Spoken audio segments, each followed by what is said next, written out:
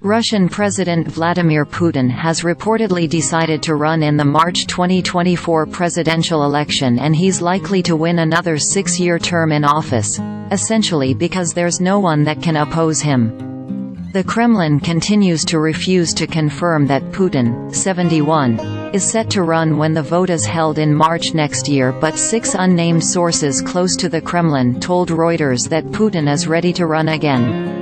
With little to no political opposition in Russia, given that prominent Putin critics have fled the country or been systematically jailed by the Russian authorities, it's likely that Putin will be in office until at least 2030, and could continue his tenure until 2036. Analysts say that the bitter truth in modern Russia is that there is no one who can oppose Putin, for now. No open public politics exists, so there is no possibility for independence, and political and civic activity is immediately crushed.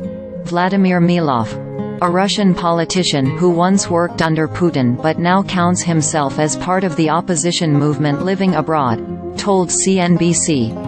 "We have court sentences right now, with people given prison terms for engagement in extremist activities like criticizing the policies of the government.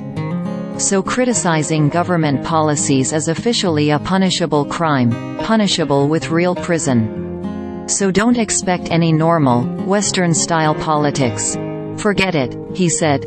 The Kremlin has been keen to stress that political pluralism does exist in Russia, and the Kremlin's press secretary Dmitry Peskov has previously told CNBC that, in Russia there are politicians with different views and positions, when asked if the Kremlin tolerated any opponents of Putin. Even the Kremlin expects Putin to win any election hands down.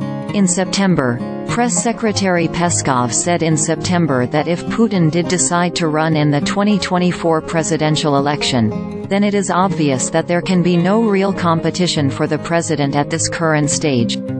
Russia still tries to maintain a guise of political pluralism, but while there are, ostensibly, opposition parties in the country, they are seen as part of a systemic opposition. This means that registered political parties like the Communist Party, Liberal Democratic Party or A Just Russia, for truth are theoretically part of the opposition, but, in reality, they support the government and have acquiesced even more since Russia launched its full-scale invasion of Ukraine in February 2022.